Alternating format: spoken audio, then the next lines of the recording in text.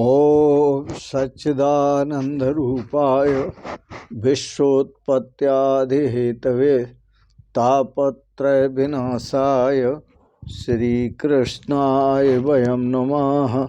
श्रीकृष्णाय वयं नमः। अखंडानंदबोधाय शिष्यसंतापहारिणे सच्चिदानंदरूपाय तस्मै श्री गुरवे नमः। तस्मै श्री गुरवे नमः। ओम। पूर्व प्रसंग में आप श्रवण कर रहे थे श्रीमद् भागवत के भावों को।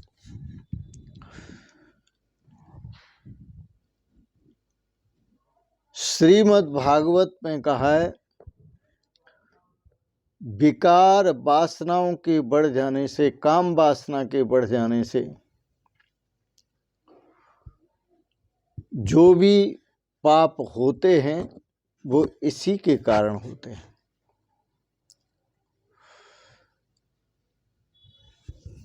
बद्धो ही वासनाबद्ध मोक्ष स्यात् वासनाक्षय।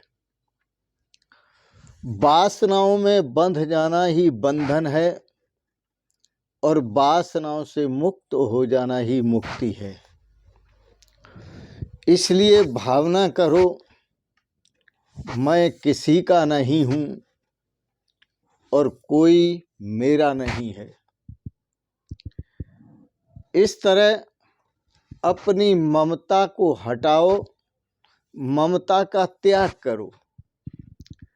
संग्रह से ममता बढ़ती है, संग्रह करने से ममता बढ़ती है और त्याग करने से, अपग्रह करने से, अपरिग्रह करने से ममता घटती है। यदि ममता को दूर करना है तो अपरिग्रही बनो। ममता सिद्ध करने के लिए, यदि ममता ही सिद्ध करनी है तो ममता सिद्ध करने के लिए सबसे ममता रखो। सब प्रभु के स्वरूप हैं, सब प्रभुमय हैं। प्रतिक्षण उस सर्वात्मा परमात्मा का चिंतन करो, भगवान श्री कृष्ण का चिंतन करो। जिनमें आपकी श्रद्धा हो, भावना हो, उनका चिंतन करो। भगवान की लीलाओं का चिंतन करो, भगवान के दिव्य गुणों का चिंतन करो। भगवान के नाम संकीर्तन करने से, लीलाओं का चिंतन करने से, उनका सुमिरन करने से, मनन करने से आपको शांति की प्राप्ति होगी, आनंद की प्राप्ति होगी। इंद्रियों को भोग नहीं, प्रभु का स्मरण चाहिए। भोग से कभी इंद्रियां तृप्त नहीं होती। यदि तृप्त होंगी तो प्रभु के स्मरण से तृप्त होंगी, प्रभु की सेवा से तृप्त होंगी। समस्त दुखों का जो कारण है वो है देह है, शरीर है। यह शरीर भी जो मिला है आपको, वो आपके प्रारब्ध से मिला है। और शरीर जो प्रारब्ध से मिला है, इसको जो शरीर को भोग मिले हैं वो भी प्रारब्ध से मिले हैं। पूर्व जन्मों में त्याग न होने से, अपरिग्रही न होने से संस्कार बस पाप हुए हैं। इस जन्म में भी उस पाप का परिणाम भोगना पड़ रहा है। इस जन्म में भी उस पुण्य का परिणाम सुख भोगना पड़ता है और पाप का परिणाम दुख भोगना पड़ता है। स्वामी रामदास स्वामी ने कहा, बड़ा सुंदर कहा। उनकी एक पुस्तक है दासबोध। उस दास बोध में स्वामी रामदास जी महाराज ने लिखा है कि मनुष्य को करना क्या चाहिए।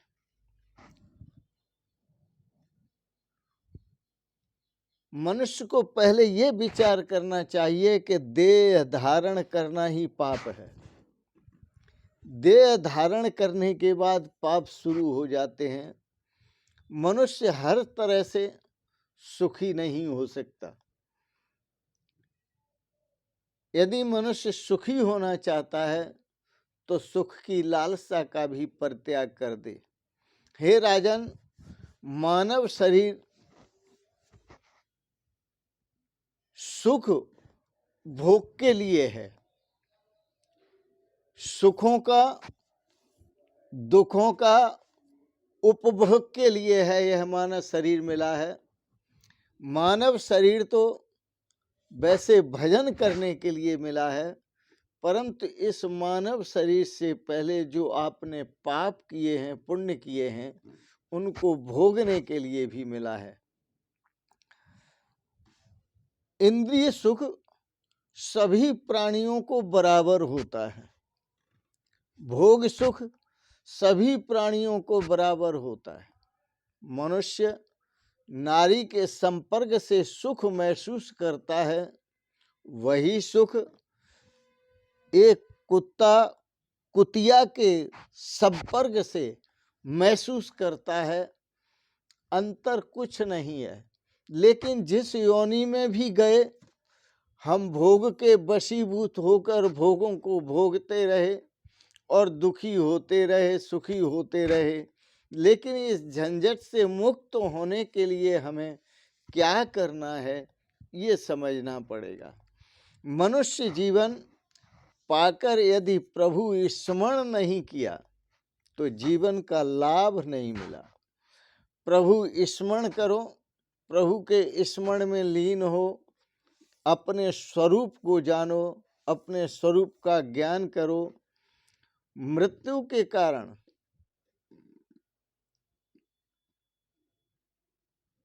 ऐसा समझो, हर व्यक्ति की मृत्यु होती है। इस शरीर की भी मृत्यु होगी। तो इस शरीर से दो भावनाएं की जाती हैं। जितना भोगना है भोग लो, पता नहीं कल शरीर रहे या न रहे, चार वाक मत। दूसरी भावना भक्तों की है, ज्ञानियों की है, ऋषियों की है। यह शरीर मिला है, बड़े भाग्यमानुष तन पावा।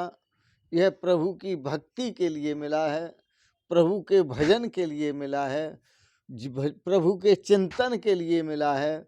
अधिक से अधिक जितना हो सके प्रभु के भजन का प्रयत्न करो।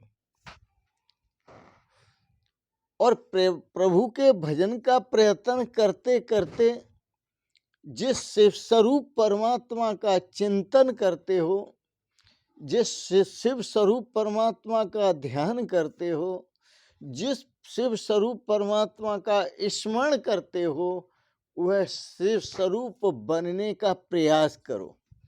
जब तक आप शिव स्वरूप परमात्मा का ध्यान करते करते आप स्वयं शिव स्वरूप नहीं हो जाएंगे, तब तक आपको शाश्वत सुख, शाश्वत शांति नहीं मिलेगी। जीव जब ईश्वर से कहता है मैं आपका हूं, ये ठीक है, इतना कहने से काम नहीं चल जाता। क्योंकि जीव जब ईश्वर से कहता है कि मैं आपका हूं, तो ईश्वर की तरफ से आवाज आनी चाहिए, ईश्वर की तरफ से भी आवाज आनी चाहिए कि ईश्वर कहे जीव से कि मैं तुम्हारा हूं। मैं आपका हूं, मैं तुम्हारा हूं, ये दोनों शब्द हैं। कहने का अभिप्राय जीव ये समझे कि मैं आपका हूं, आपका स्वरूप हूं, और भगवान भी ये कहें कि हाँ जीव से कि तू मेरा स्वरूप है।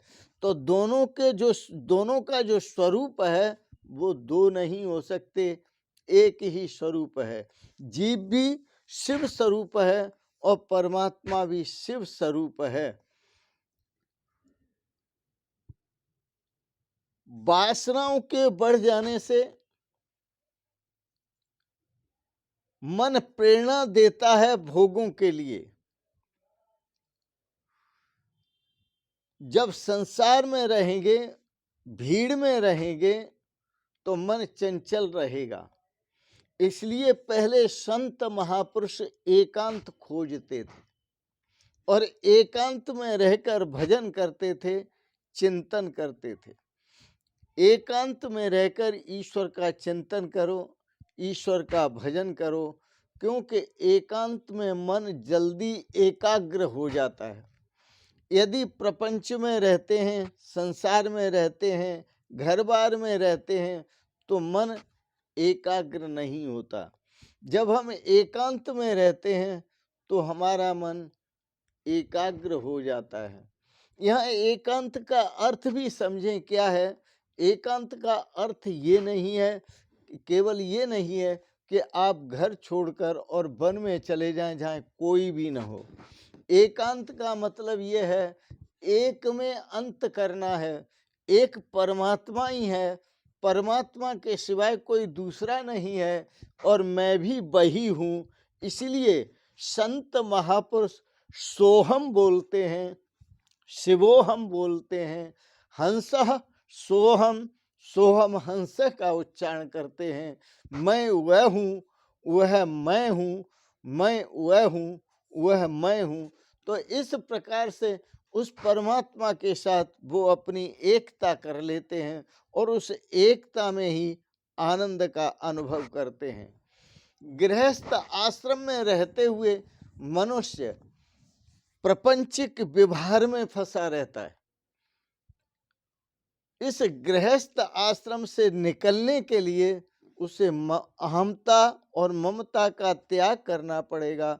जब तक ममता और अहमता नहीं छूटती, लेकिन ये भी बड़ा कठिन है अहमता और ममता का छोड़ना। गृहस्थ आश्रम में रहेगा तो जो गृहस्थ का घर है, परिवार है, वो सब भोग के परमाणुओं से भरा हुआ, भोग के परमाणुओं से भरा हुआ है। इसलिए संत थोड़ा विरक्त रहते हैं, अलग रहते हैं, एकांत का वास करते हैं और अलग से आश्रम बना लेते हैं और आश्रम में रहकर एकांत में भजन करते हैं, पूजन करते हैं, भगवान का स्मरण करते हैं, भगवान का चिंतन करते हैं। भागवत में, श्रीमद् भागवत में श्री सुखदेव जी ने स्पष्ट शब्दों में कह दिया है। आप चाहते हैं प्रभु के भजन करना, प्रभु का भजन करना, उनका चिंतन करना, उनका सुमिरन करना और उनके स्वरूप में लीन होना, तो श्रीमद् भागवत में श्री सुखदेव जी ने साफ कहा, ग्राहात पर ब्रजतो धीरः, धीर पुरुष को चाहिए कि वह घर छोड़ करके मुक्त हो जाए। ग्राहात प्रब्रजतो धीरः, धीर पुरुष को चाहिए कि वह घर छोड़कर एकांत का सेवन करे, धैर्य के साथ छोड़े घर को, पवित्रता के साथ छोड़े घर को और एकांत में जाकर प्राणायाम करे। और प्राणायाम भी कई तरह के होते हैं, रेचक, पूरक, कुंभक प्राणायाम है, इसके साथ साथ भस्त्रिका प्राणायाम है और अनुलोम विलोम प्राणायाम है। जब प्राणायाम व्यक्ति करता है तो शरीर भी स्वस्थ रहता है और मन भी एकाग्र होता है। मन को एकाग्र करने के लिए प्राणायाम की आवश्यकता पड़ती है और हर मंत्र श्वास में चलता है और श्वास के साथ आपके गुरुजी ने जो भी मंत्र दिया हो उसका श्वास श्वास में सुमिरन करो।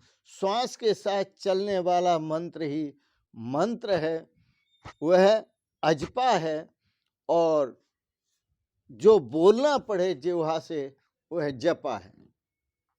तो अजपा मंत्र के लिए महापुरुष प्रेरित करते हैं, प्रेरणा देते हैं।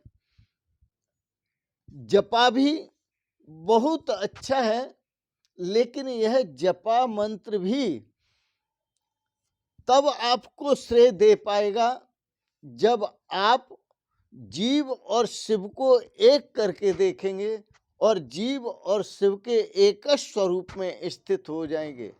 मीराबाई ने क्या किया था, चलो भक्ति ही देख लो। मीराबाई ने क्या किया था कि मीराबाई एकांत में रहती थी। उन्होंने अपने परिवार को छोड़ दिया और परिवार को छोड़ते समय एक संकल्प लिया, मैं गिरधर के आगे नाचूंगी। और मीरा जी चली गईं गिरधर के सामने, भगवान कृष्ण के सामने, और जाकर के वह नृत्य करने लगीं। और नृत्य करते हुए उन्होंने कहा अपने शब्दों में, मैं गिरधर की, गिरधर मेरा, मैं गिरधर की, गिरधर मेरा, मैं गिरधर की, गिरधर मेरा।